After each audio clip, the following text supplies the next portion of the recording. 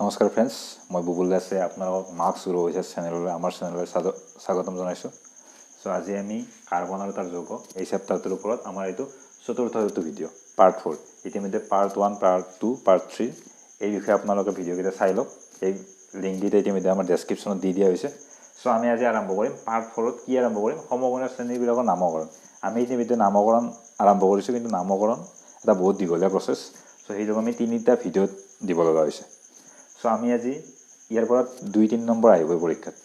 চ' আমি আৰম্ভ কৰিম যে নামকৰণ কেনেকৈ কৰে, যদি সমগণীয় শ্ৰেণীৰ নামকৰণবিলাক কেনেকৈ কৰে। চ' প্ৰথমতে আমি আহিম এলকহল। আমি আগতে পাইছোঁ এলকহল এটা কাৰ্যকৰীমূলক, আৰু এলকহল থকা কাৰ্যকৰীমূলকবিলাকে এটা শ্ৰেণী হৈছে এলকহল শ্ৰেণী। চ' এলকহল শ্ৰেণীৰ এটা বৈশিষ্ট্য কি, অৰ্থাৎ কেনেকৈ চিনি পাম। প্ৰথমতে আমি চিনাকি হ'ব লাগিব এলকহল শ্ৰেণীৰ লগত। চিনাকি কেনেকৈ হ'ম, যে আমি চাম যৌগটোত OH আছে নেকি। যদি OH আছে, সেই যৌগটো কি হ'ব, এলকহল যৌগ, অৰ্থাৎ এলকহল শ্ৰেণী। গতিকে তাৰ নামকৰণ আনবিলাক নামকৰণৰ দৰে নহয়, এইবিলাক আমি অলপ বেলেগকৈ নামকৰণ কৰিম। নামকৰণ কেনেকৈ কৰিব লাগিব, নামকৰণ কৰাৰ কাৰণে তাৰ লগত আমি যোগ কৰিব লাগিব অল। অৰ্থাৎ যদি এলকহল থাকে, OH থাকে, তাক আমি কি বুলি মাতিম, অলটো পিছত পিনে লগাই দিম। যদি মিথেন, অৰ্থাৎ যদি কাৰ্বন এটা থাকে আৰু তাত OH থাকে, অৰ্থাৎ কাৰ্বন এটা থকা এলকহল শ্ৰেণীটোৰ নাম কি হ'ব, মিথানল। ইয়াত আমি কি পাইছোঁ, যে কাৰ্বন এটাই আছে, এতিয়া কাৰ্বন এটা আছে আৰু কি আছে, OH। এইটোৰ পৰা প্ৰথমতে আমি গম পালোঁ এইটো এলকহল শ্ৰেণী। তাৰপিছত আমি চাম কি কাৰ্বন কেইটি আছে, কিমানটা আছে, কাৰ্বন ইয়াত এটাই আছে। চ' আমি জানো কাৰ্বন 1 থাকিলে কি বুলি কওঁ, মিথ, অৰ্থাৎ এইটো মিথেনৰ পৰা আহিছে। কেনেকৈ আহিছে, মিথেনটো আৰু এইটো Ch-04, ইয়াত এই হাইড্ৰজেনটোৰ ঠাইত কি আহিছে, OH, অৰ্থাৎ মিথেনৰ পৰা আমি এইটো পাইছোঁ। সেইকাৰণে আমি কি নাম দিম ইয়াত, মিথেন যোগ অল, মিথানল। ঠিক আছে, মিথেন যোগ অল কিয় দিলোঁ আমি, OH থকাৰ কাৰণে। ঠিক সেইদৰে যদি আমি কাৰ্বন দুটা থকা এলকহলটো চাওঁ, আমি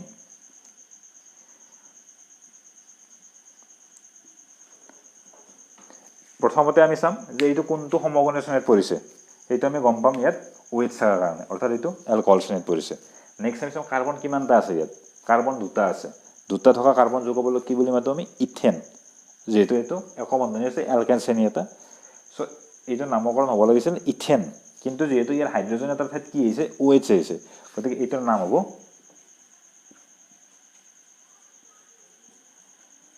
ইথানল। অল, ইথেন যোগ অল, ইথেন যোগ অল, এইটোৰ পৰা হ'ল ইথানল। ঠিক সেইদৰে আমি যদি কাৰ্বন আমি 4টা লওঁ, CH3, CH2, CH2, CH2, OH। প্ৰথমতে আমি চিনাকি হৈ ল'ম যে এইটো এলকহল শ্ৰেণী, ক'ৰ পৰা, OHৰ পৰা। গতিকে এলকহল শ্ৰেণী বুলি যেতিয়া গম পালোঁ, তেতিয়া তাৰ নামকৰণ হ'ব এলকহল শ্ৰেণী অনুযায়ী। চ' এলকহল শ্ৰেণী নামকৰণৰ কাৰণে আমি জানো অল লগাব লাগে। তাৰপিছত আমি কাৰ্বন কিমানটা আছে, কাৰ্বন 1, 2, 3, 4, 4টা কাৰ্বন আছে, অৰ্থাৎ 4টা কাৰ্বন থকা এলকহল শ্ৰেণীটোৰ নাম কি হ'ব,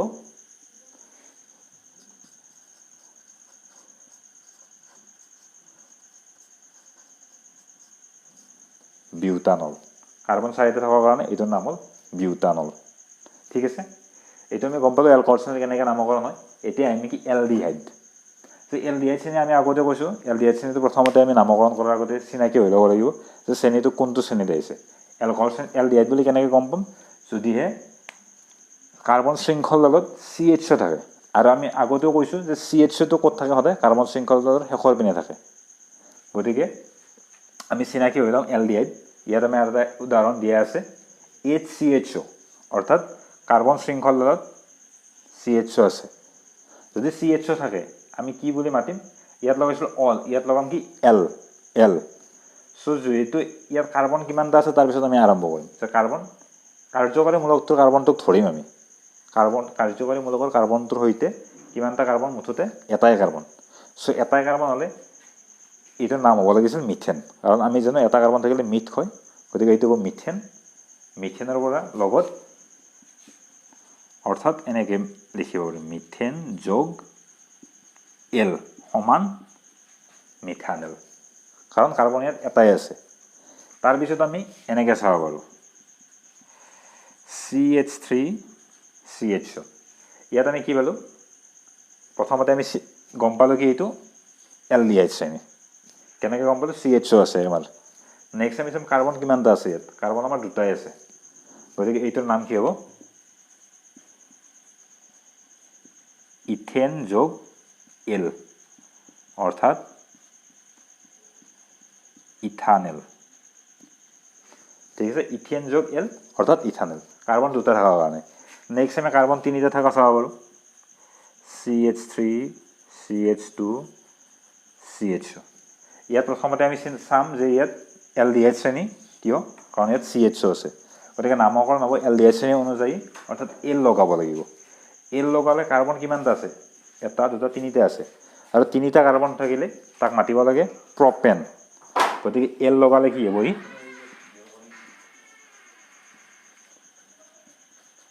প্ৰপানেল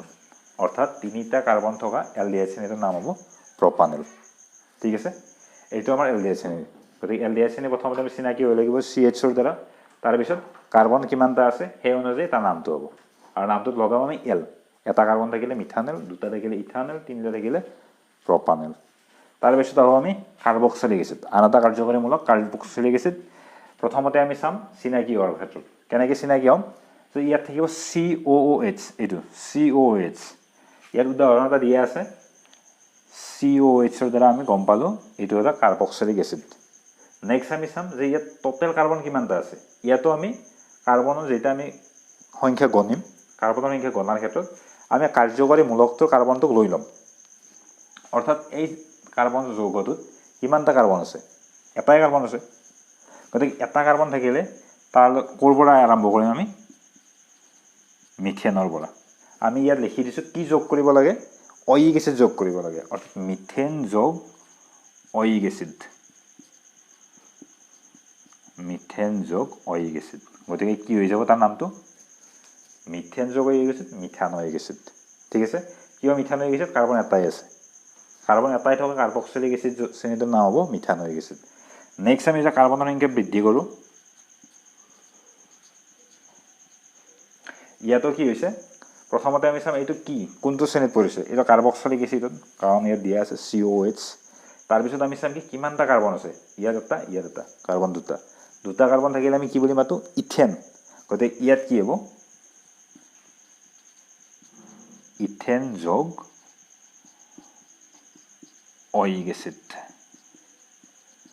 অৰ্থাৎ ইথানয়িক এচিড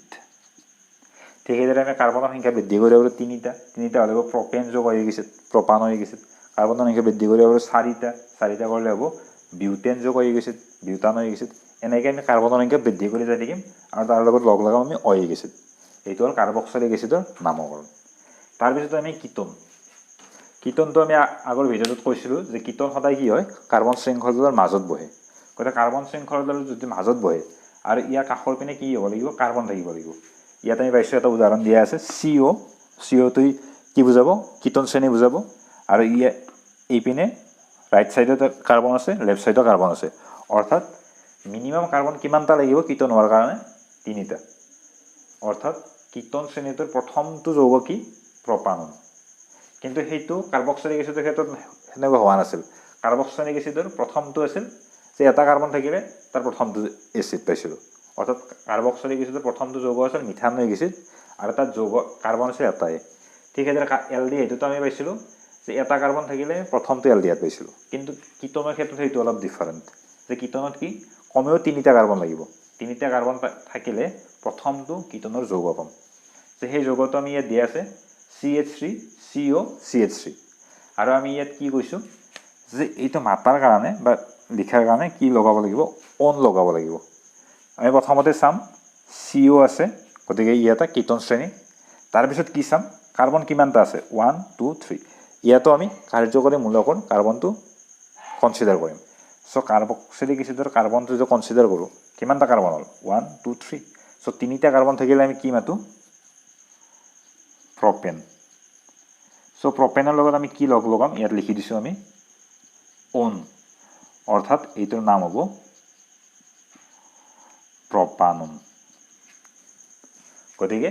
আমি এইটো কেনেকৈ মাতিম যিমানটা কাৰ্বন আছে সেইটো তাৰ লগত এড কৰিম অন ঠিক আছে আৰু এটা এক্সাম্পল লৈছোঁ আমি CH3 CH2 CO CH2 CH2 CH3 এইবাৰ আমি চাম কি যে এইটো কোনটো শ্ৰেণীত আছে কোনটো কাৰ্যকৰীমূলক আছে ইয়াত সো আমি পালো বাকিবিলাক সব CH3 CH2 গতিকে ইয়াত আছে কাৰ্যকৰীমূলক CO তো CO কাৰ্যকৰীমূলক মানে আমি গম পালো এইটো কীটন শ্ৰেণী সো এতিয়া আমি কেনেকৈ নামকৰণ কৰিম তাৰ কাৰণে আমি কাৰ্বনবিলাক চাম কিমানটা আছে 1 2 3 4 5 6 ছয়টা কাৰ্বন আছে ছয়টা কাৰ্বন হ'লে আমি কি পাইছোঁ এলকেনত হেক্সেন হেক্সেন অৰ্থাৎ ছয়টা কাৰ্বন থাকিলে হেক্সেন লাগে আৰু আমি কি যোগ কৰিব লাগে অন অৰ্থাৎ হেক্সেন যোগ অন সমান কি হ'ব হেক্সানন অৰ্থাৎ ছয়টা কাৰ্বন থকা কিটনৰ যৌগটোক আমি কি বুলি মাতিম হেক্সানন এইটো হ'ল কিটনৰ নামকৰণ ঠিক আছে তিনিটা হ'লে আমি পাইছিলোঁ প্ৰপানন চাৰিটা হ'লে পাম বিউটানন পাঁচটা হ'লে পেণ্টানন ছয়টা হোৱাৰ কাৰণে কি পালোঁ আমি হেক্সানন ঠিক আছে নেক্সট আমি চাম যে হেলোজেন যদি থাকে হেলোজেন মানে কোনবিলাক ক্লৰিন ব্ৰমিন আয়োডিন আমি কৈছোঁ যে ফ্লৰিনৰ কথা আমি আলোচনা নকৰোঁ গতিকে হেলোজেন মানে আমি কি কৰিম ক্লৰিন ব্ৰমিন আয়োডিন যদি কাৰ্বন শৃংখলত থাকে সিহঁতক কেনেকৈ নামকৰণ কৰিম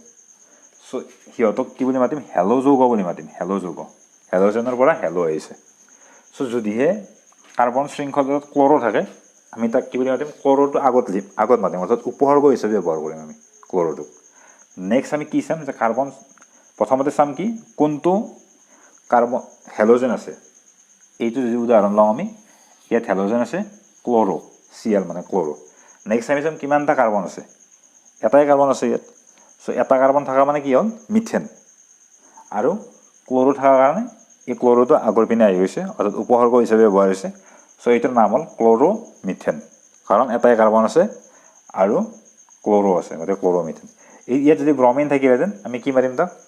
ব্ৰমোটো আগত আহি যাব ব্ৰমো আৰু কাৰ্বন কিমানটা আছে এটাই আছে গতিকে ব্ৰমো মিথেন ঠিক আছে ইয়াত আন এটা উদাহৰণ লোৱা হৈছে এই উদাহৰণটোত আমি কি দিয়া হৈছে হেলোজেন ব্ৰমিন সো ব্ৰমিন থকাৰ কাৰণে আমি কি মাতিম ব্ৰমো নেক্সট আমি চাম কাৰ্বন কিমানটা আছে 1 2 3 4 চাৰিটা কাৰ্বন আছে সো চাৰিটা কাৰ্বন থকাৰ কাৰণে এইটোৰ নাম হ'ব বিউটেন এইটোৰ নাম হ'ল ব্ৰমো বিউটেন ঠিক আছে আমি আন এটা উদাহৰণ ল'ব পাৰোঁ